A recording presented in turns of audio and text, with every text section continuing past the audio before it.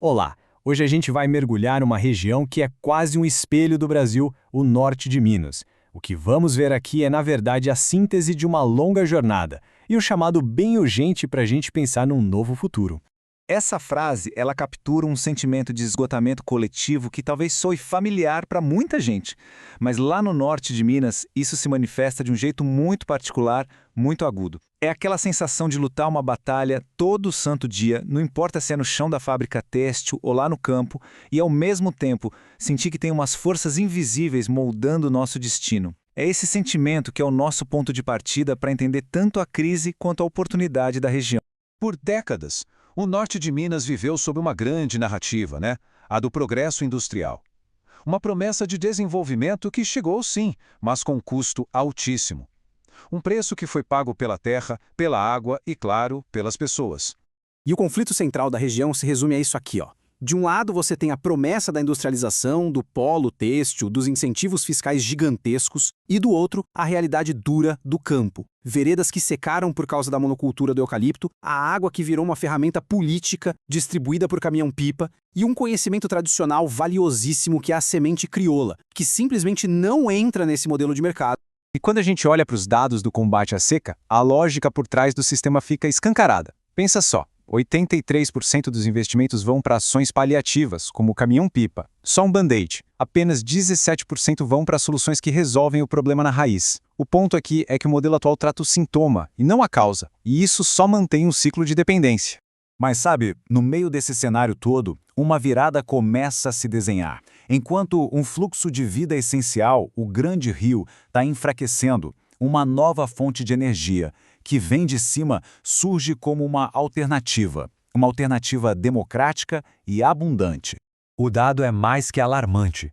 O Rio São Francisco, que é a alma da região, perde 20% da sua força a cada década. É um número que não dá mais para ignorar.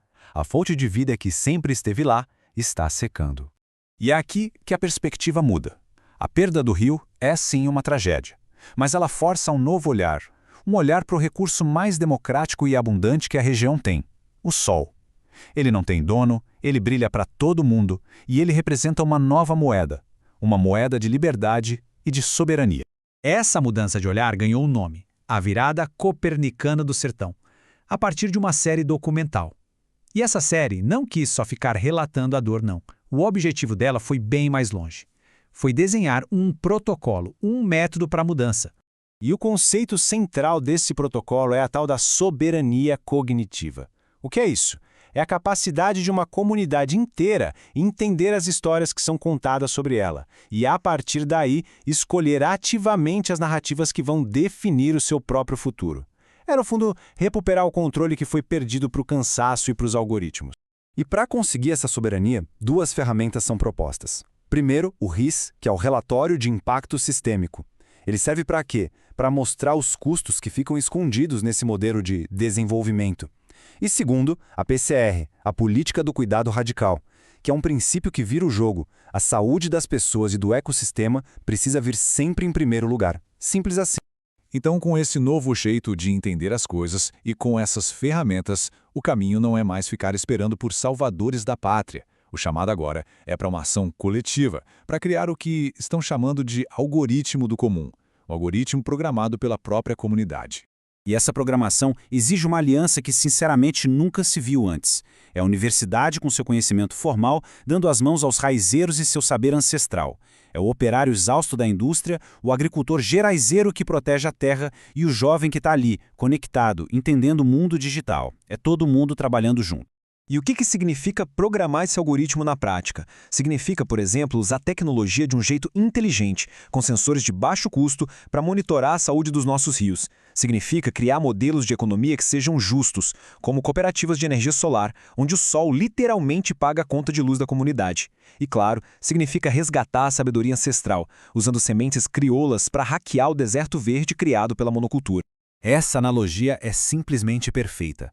As sementes crioulas não são só plantas, elas são pura tecnologia. São como microchips que carregam milênios de informação, de resiliência, de adaptação ao semiárido. Elas são a ponte que conecta o passado mais profundo com o futuro mais inovador que a gente pode imaginar. E a gente termina com essa provocação. Se o norte de Minas é o canário na mina, aquele lugar onde as grandes crises do nosso sistema chegam primeiro, então talvez a cura também deva nascer lá. A experiência de reprogramar o futuro dessa região pode não ser só uma solução local. Quem sabe não é um novo código-fonte para o próprio Brasil? Fica aí a questão para a gente refletir.